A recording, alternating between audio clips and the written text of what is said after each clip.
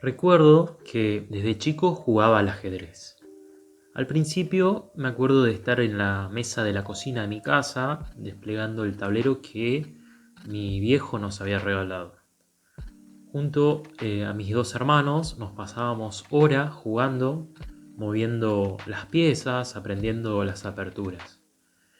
Y esa pasión de jugar en casa nos llevó a empezar a competir primero en la escuela, hasta incluso recuerdo ir los viernes por la tarde al club de ajedrez que había empezado como para aprender un poquito más. Y de repente estábamos ganando, clasificando al regional, después al provincial y hasta participando en torneos nacionales. Tengo el recuerdo grabado, muy presente en mi mente, de una competencia a 1000 kilómetros de casa. Éramos unos pibes del interior yendo a competir a la capital de mi país, Argentina, con el tablero debajo del brazo, con la pasión del ajedrez y sintiendo esa mezcla de miedo y adrenalina. Pero bueno, más allá de cómo nos fue esa vez, lo importante era eso, el viaje y más que nada la experiencia. Y te hablé de este deporte porque hoy te quiero contar una historia apasionante muy relacionada al ajedrez. Porque en este juego, que es una metáfora de la vida, de la estrategia y de la inteligencia, se libró una de las batallas más simbólicas de nuestro tiempo. La historia del día en que el mejor jugador de la historia, el Messi o el Jordan del tablero, fue derrotado. Y es en 1997 donde el mundo contuvo la respiración viendo a Garry Kasparov. Nada más y nada menos que el gran maestro ruso, el campeón casi indiscutido, que se enfrentaba cara a cara a la supercomputadora de IBM llamada Deep Blue. Cuando la máquina ganó, el titular fue unánime. La revista, por ejemplo, Newsweek, puso en su tapa una foto de Garry Kasparov con la cabeza en las manos y el título The Brains Last Stand, algo así como la última resistencia del cerebro. El mensaje acá era claro, era el fin de la supremacía humana. Parecía el prólogo de una película de Terminator. El hombre era vencido por su propia creación. Y durante los últimos episodios de este podcast, nosotros vimos y hemos explorado esa posible derrota. Porque vimos el espejo roto de los sesgos, la deuda que pagamos por la comodidad y los castillos de cristal de los nuevos reyes feudales que se van construyendo alrededor de eso. Hemos pintado un panorama, siendo honestos, bastante oscuro. Pero, ¿qué pasó después de esa partida? ¿Qué hizo Kasparov? Vamos a ver que no se rindió. Hizo algo mucho más interesante. Inventó una nueva forma de jugar. Lo llamaron el ajedrez avanzado, donde un jugador humano hace equipo con una computadora. Y descubrió de esa forma algo que nos impresionó como nunca antes. El mejor jugador del mundo no era la máquina ni tampoco el gran maestro humano, sino que era la combinación de las dos cosas. Era una criatura nueva que nacía. Era un humano con una intuición y una estrategia increíbles, potenciado por la fuerza bruta de cálculo de una máquina. Se generó una fusión, una especie de centauro.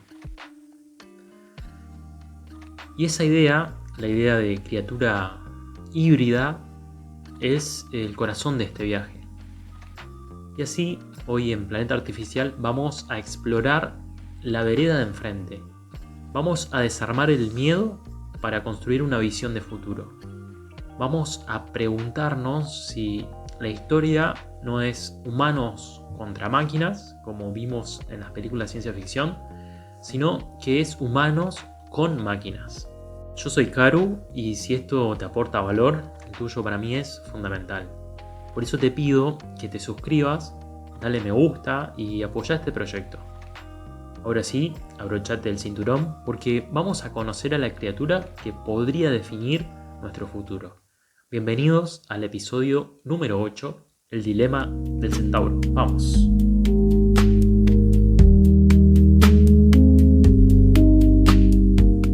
Y para entender esta idea de la fusión hombre-máquina, tenemos que viajar mucho más atrás de Kasparov. Tenemos que ir a 1960. En esa época, las computadoras eran monstruos del tamaño de una habitación, que funcionaban con tarjetas perforadas y solo las entendían unos pocos genios del momento. Tipos como Marvin Minsky o John McCarthy, esos pioneros de la inteligencia artificial de los cuales vimos y hablamos en los primeros episodios. Esta gente que veían el potencial, pero que para el resto del mundo eran casi como hechiceros. Para la mayoría, estas máquinas eran calculadoras gigantes, frías, distantes, y solamente eran vistas como herramientas para la burocracia y la guerra, no para la gente común. Pero en medio de ese panorama había un tipo que veía algo completamente distinto.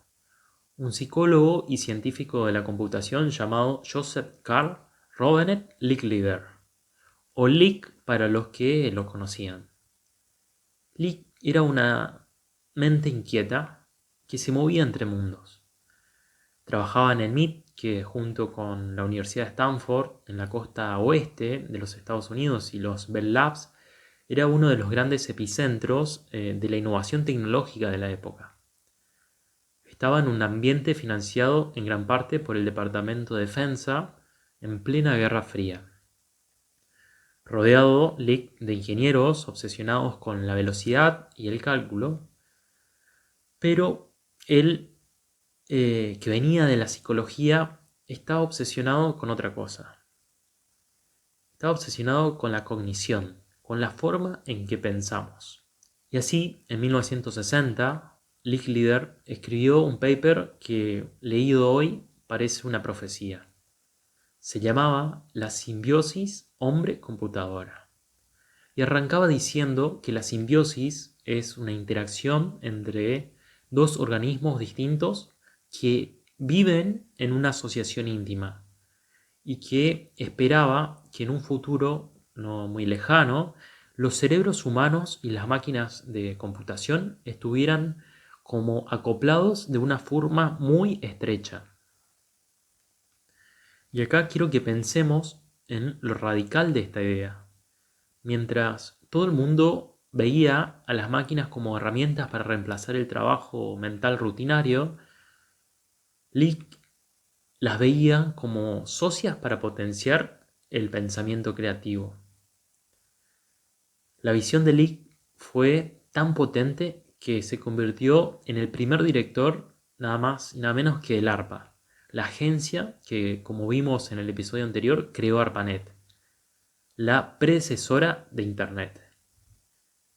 Este hombre, este psicocientífico, no solo teorizó, sino que financió y dirigió a los equipos que construyeron las bases de nuestro mundo digital.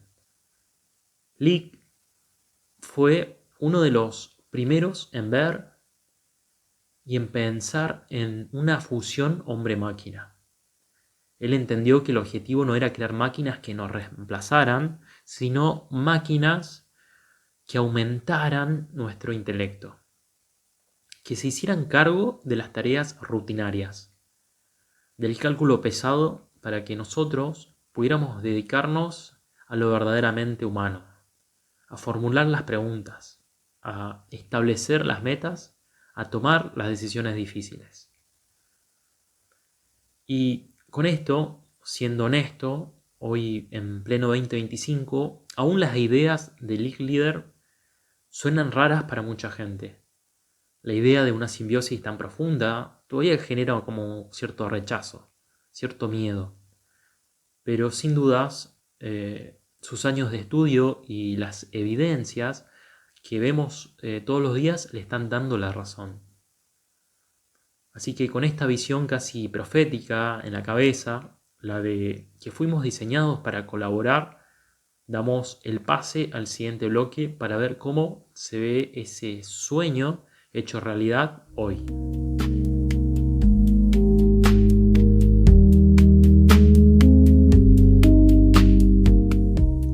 Y así dejemos la profecía y mantengámonos en 2025. ¿Cómo crees que se ve esta criatura híbrida, esta fusión humano-máquina en el mundo real de hoy?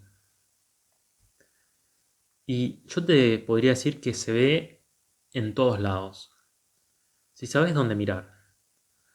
Hace unos días me hice, por ejemplo, una ecografía para descartar unos problemas digestivos y mientras estaba ahí acostado en la camilla, mientras se tomaban las imágenes, esas en blanco y negro, en la pantalla, pensaba en la médica ecografista.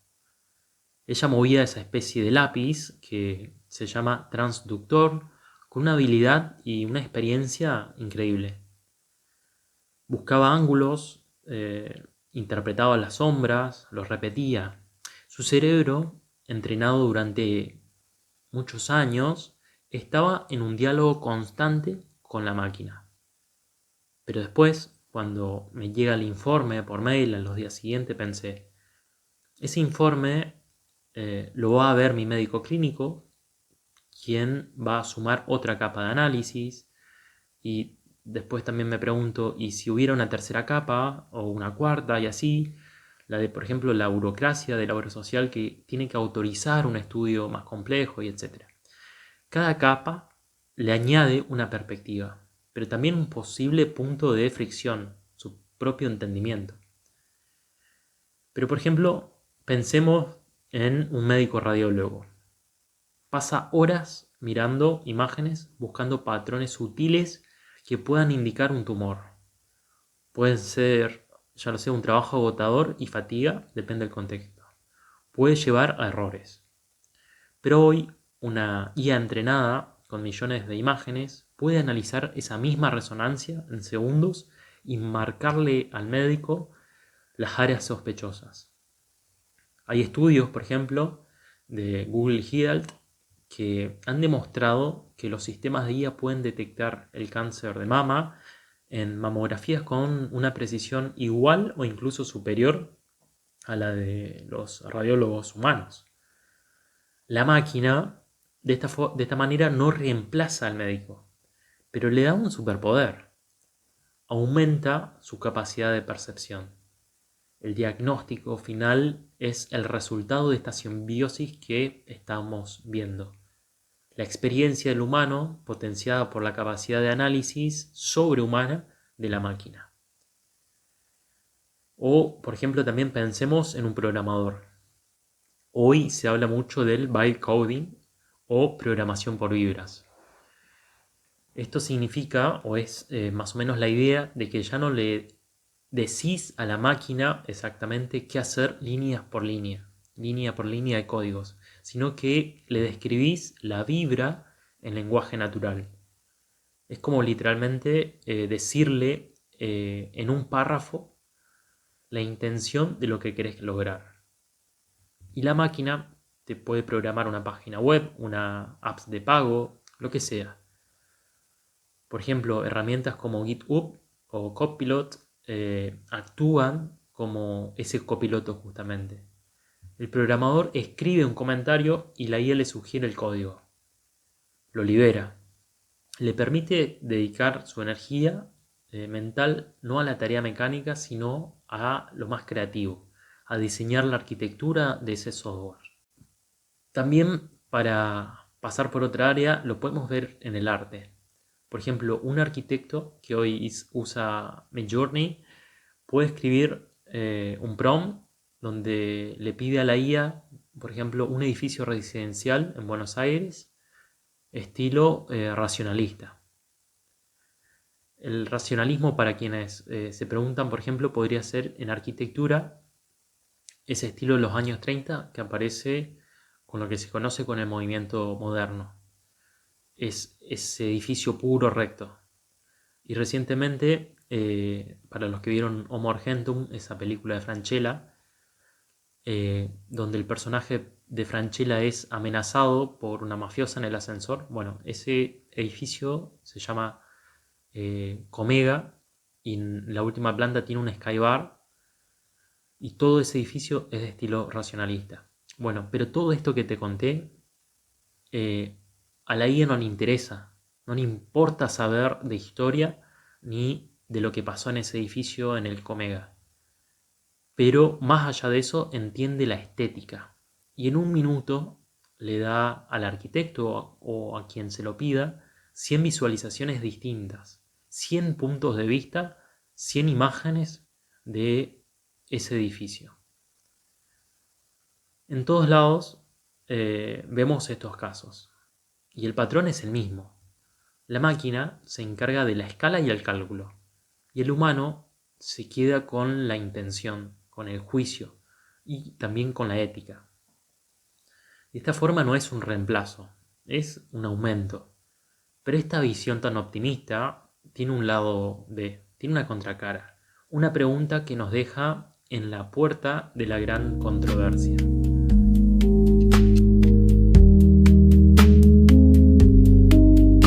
Y dejando el bloque anterior, acá es donde esta idea de la fusión entre humano y máquina se pone un poquito más compleja. Porque la línea que separa a una herramienta que, como vimos, nos aumenta de una muleta que nos atrofia es muy, muy delgada. Por un lado tenés la visión optimista, la de Lick, la que te dice la IA nos va a liberar y nos va a elevar a un nuevo nivel de creatividad. Esa es la idea, por ejemplo, que él ya había expresado en 1960, como vimos, de que dejaremos de ser operarios para convertirnos en directores de la orquesta. Pero del otro lado hay una voz más escéptica, hay una voz que podríamos asociar a pensadores como Nicholas Carr, este escritor estadounidense, autor de Superficiales, ese libro publicado en 2010 que nos alerta de cómo Internet ya en ese momento estaba cambiando la forma en que leemos y que pensamos. Esa voz te diría, cuidado, cada vez que delegamos una tarea mental en una máquina, esa conexión neuronal en nuestro cerebro se debilita. Y acá seguro que estás pensando, bueno, pero el GPS, por ejemplo, es solo una herramienta, no es para pensar. Pero déjame decirte que el mecanismo de fondo es el mismo. La comodidad de que una voz nos diga dobla a la derecha ha atrofiado una habilidad puramente cognitiva. Ahora apliquemos, por ejemplo, esa misma lógica al médico. Si la IA siempre le marca los tumores, ¿perderá con el tiempo la habilidad de detectarlos por sí mismos? ¿Reconocerá el patrón? ¿O se convierte en un simple validador de la máquina? Y por ejemplo, el programador entonces, si siempre usa herramientas como la que vimos, como Copilot, ¿realmente aprende a programar o solo aprende a pedirle cosas a la IA? Y acá está el verdadero dilema. Para que esta simbiosis funcione, el jinete tiene que seguir siendo un experto. Tiene que ser capaz de andar sin el caballo. Porque si este jinete se olvida de cómo caminar, entonces no es una simbiosis. Es como una especie de posesión. No es un aumento, es en sí un reemplazo y un reemplazo que todavía no nos dimos cuenta de que ocurrió. Y mientras pensamos en este equilibrio tan frágil, vamos a ver un caso donde esta colaboración no solo funcionó, sino que cambió el mundo para siempre.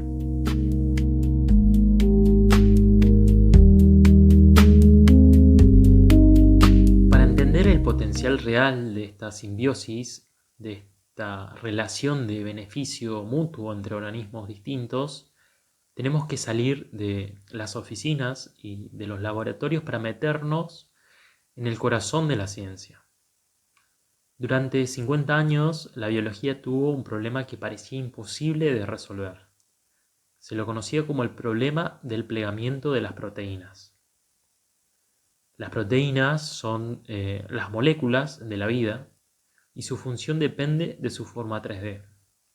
Entender esa forma 3D es clave para entender, por ejemplo, enfermedades, pero predecir cómo se va a plegar era tan complejo que un laboratorio podría tardar años y gastar cientos de miles de dólares para solamente descifrar la estructura de una sola proteína. Y entonces, en 2020, llegó DeepMind, el laboratorio de IA de Google. Y acá me detengo un segundo. Empezamos a ver, ya desde 2020, cómo Google pasó de ser, además de un buscador y de una empresa que se dedicaba a algunas cosas, a ser Alphabet, un conglomerado gigante con divisiones que se dedican a todo, desde autos autónomos hasta la extensión de la propia vida. Y así DeepMind, que nació como un laboratorio independiente en Londres y fue comprado por Google en 2014, es su división de punta en esta investigación de inteligencia artificial. Y ellos presentaron algo llamado AlphaFold. Y AlphaFold era una IA que hizo en un fin de semana lo que la humanidad le llevaría a medio siglo de intentos. Le resolvió prácticamente el problema. Y acá viene el cambio de paradigma. En lugar de patentar los resultados y venderlos al mercado al mejor postor, DeepMind publicó la estructura de más de 200 millones de proteínas, prácticamente todas las conocidas por la ciencia, en una base de datos abierta y gratuita. Esto es un cambio sin dudas de época, es algo revolucionario en el mundo científico que suele ser muy competitivo y cerrado. Y así de repente cualquier investigador en cualquier parte del mundo tenía acceso a un conocimiento que antes era casi inalcanzable. Y como lo que vimos, esto no reemplazó a los biólogos y a las biólogas, sino que les dio un superpoder.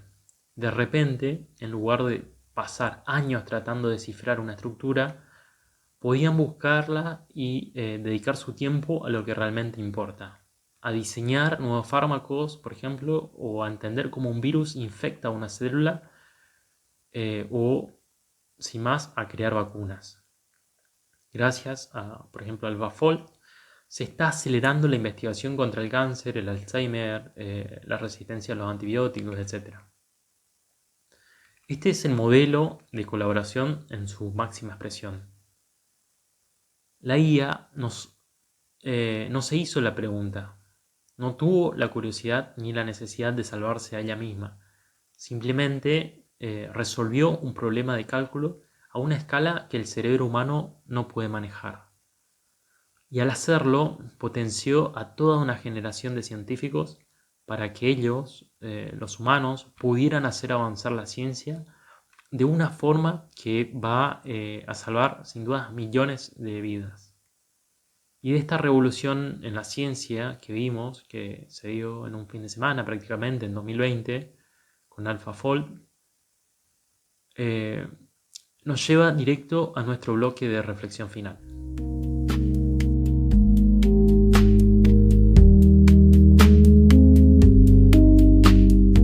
Y acá quiero que hagamos un paso al costado del camino y nos detengamos en el mirador de este viaje. Dejemos el ruido del debate y nos paráramos a ver el paisaje completo.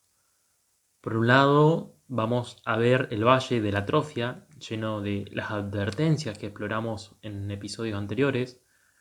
Por otro, las cumbres del potencial humano, aumentado. Y en el medio estamos nosotros, los jinetes, decidiendo si andar a caballo, sabiendo montarlo o no. Decidiendo como qué camino tomar.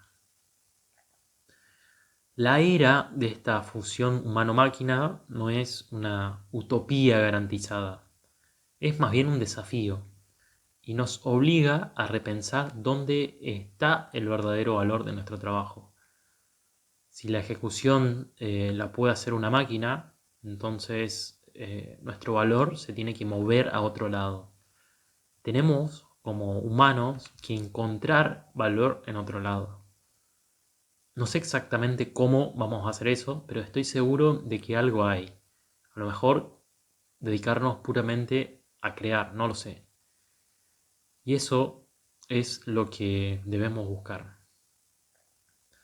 Así que acá es donde volvemos a nuestras parábolas. El profesional valioso no es el que vende las palas, sino que es el que tiene la sabiduría para dibujar y entender el mapa del tesoro. El profesional del futuro debe buscar convertirse en una especie de, por ejemplo, chef de fugu.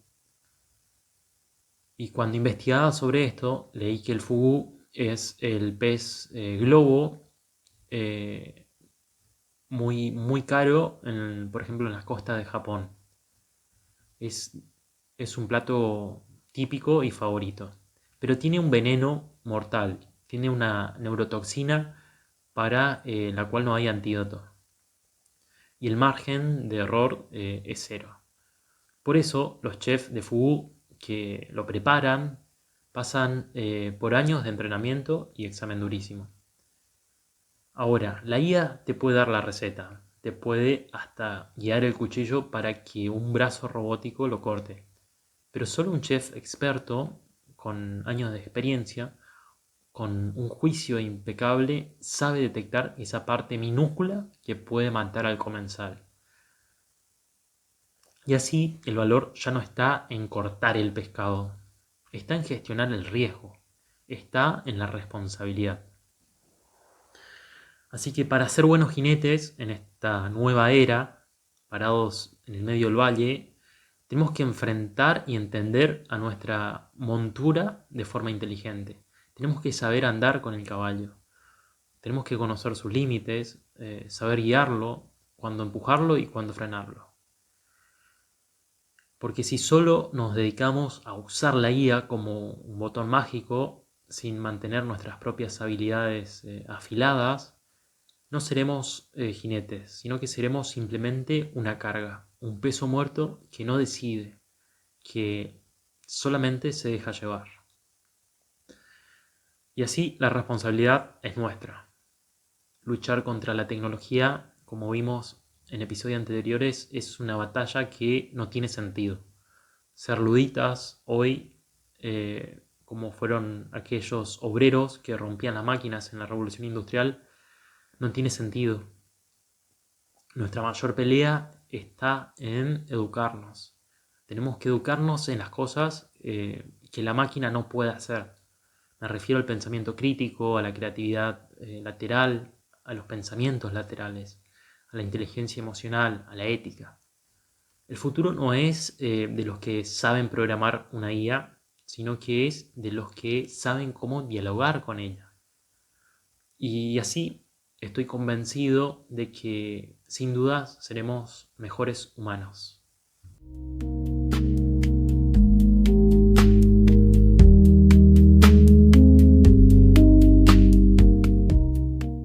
Y así, una vez más, llegamos a la parada final de este increíble viaje.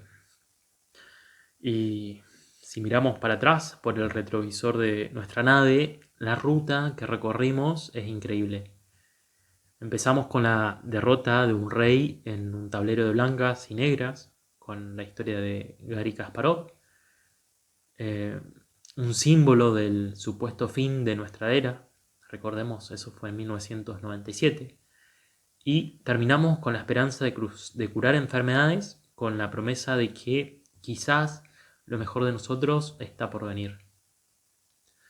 De esa forma exploramos la visión más optimista y realista de nuestro futuro con la tecnología. Pero bueno, espero dejarte o haberte dejado con la idea de que esta simbiosis es posible, sí, pero que exige lo mejor de nosotros. Gracias por acompañarme. La conversación que se está armando en nuestra comunidad es la prueba de que estas preguntas nos importan, de que estamos juntos en esto. Por eso te pido que sigas siendo parte, cambiemos valor por valor. Si esto te sirvió, suscríbete, compartilo, unite a las conversaciones en nuestras redes. Búscame en YouTube, en Spotify, en Apple Music. Y por último, te dejo la misión de la semana. Identifica en tu trabajo o en tu día a día una tarea repetitiva que te consume tiempo, que te limita a crear. Y después pensá si una IA pudiera hacer esa tarea por vos, ¿a qué te dedicarías o a qué le dedicarías esa energía mental que te liberaría? ¿Qué problemas más grandes, más creativos, más humanos podrías resolver? Déjame tu reflexión en los comentarios y en el próximo episodio, en el número 9 ya, vamos a explorar la mayor amenaza para este futuro colaborativo. El campo de la batalla donde se libra la guerra más importante. Vamos a hablar de la soberanía mental, de nuestra última frontera. Así que hasta entonces, seguí curioso, seguí crítico y recordá, el futuro no es algo que nos pasa, es algo que hacemos. ¡Chao!